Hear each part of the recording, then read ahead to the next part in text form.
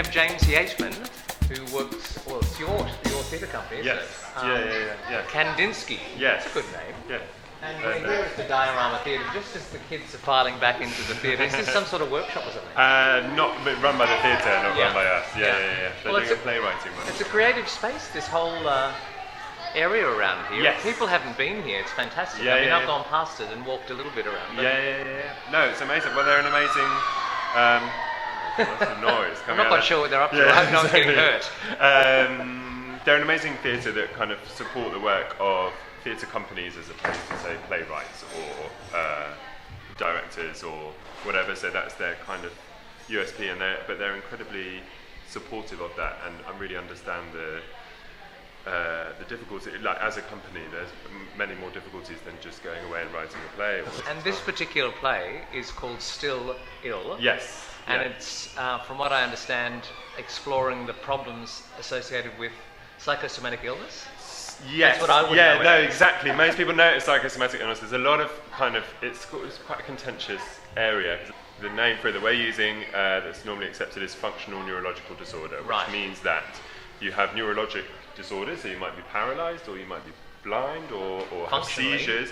You're functioning, but there's no visible problem in your brain. Thing. So the kind of classic Freudian thing is you were whatever, you had a terrible experience in your childhood and now you can't move your arm or something like that. And a lot of patients kind of bridle at that because they say, well, of course I've had sad things happen to me in my life, but like no sadder than anyone else, and why am I in hospital or whatever.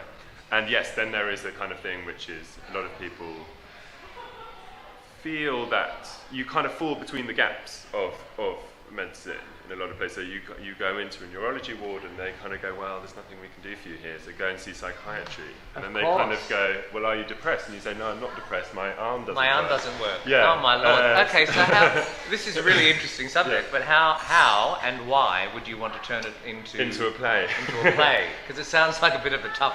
Yes. So personally, my whole family are involved in medicine. My dad is a doctor, my brother's a doctor, my mum is a speech therapist. So I've been brought up in and around medicine. This is my way of like fiddling around in the family business. So is this your therapy? It's my therapy, exactly. It's dealing with that. But I thought there's a kind of theatrically interesting thing, because the whole idea of the illness is about performance, isn't it? It's like if I choose to move my arm, my arm is performing something.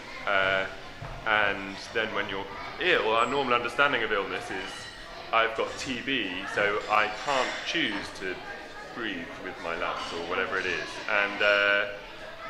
And there seemed to be a kind of funny divide here where it's something about performance, but you're still not able to perform. And so kind of what layers of... And theatre struck me as a really interesting place to investigate that. So the story of the show is about... the main character is an actor, and she, like many actors, who are kind of, before they're totally established, she makes her money performing as a patient for medical students, for medical student exams. It's amazing. You kind of go in and you have to say, I don't know, my tummy's not feeling well or something. So they've got to be convincing. Yeah, exactly. Okay. Yeah. And then in our story, she gets a part in a medical TV drama, and then during the filming of that, she falls ill with a disease that is then neurologically not really a disease or whatever. I mean, it is a disease, but this has been very well received, though, because you're an award winner. That was for our previous show, which was about dogs, which is about people and their dogs. Okay, in Hampstead.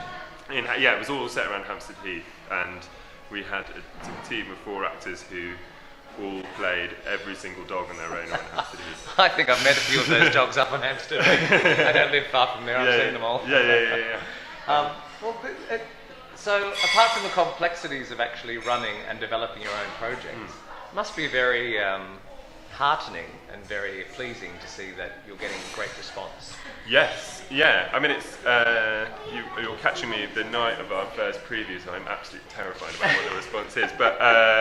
But yes, there has been. We did an early draft of this about 6 months ago here at a festival, and the response has been good. Yeah, people respond to it, and it's amazing how many times you say, "Oh, I'm doing this play about functional neurological disorder, about these kind of symptoms that happen that don't seem to have a cause, and people go, oh my god, I know someone who, and like people start coming out of the woodwork. It seems like a timely sort of project, because it seems as a society we are encouraging people to talk about mental illness. Yes. Yeah. Well, I think. Or issues around it. Yeah. Well, it's a very complicated thing, isn't it? Because it's so tied up with mental illness is much more than a cold or something like that, where a cold happens to you and then you're no longer yourself. I mean, it's tricky, because then in this condition, there's a lot of arguments about whether this is a mental illness or not, or how you should understand it as one. I think a lot of the research that is being done, because it's quite fascinating. Like ultimately, it's all about how does the self live in the brain, and there's a lot. I mean, for me, it seems that everything in your life affects you. It's not just a little bacteria that comes in and makes me ill with whatever it is. It's like everything around us can have an impact on the biology of your body, and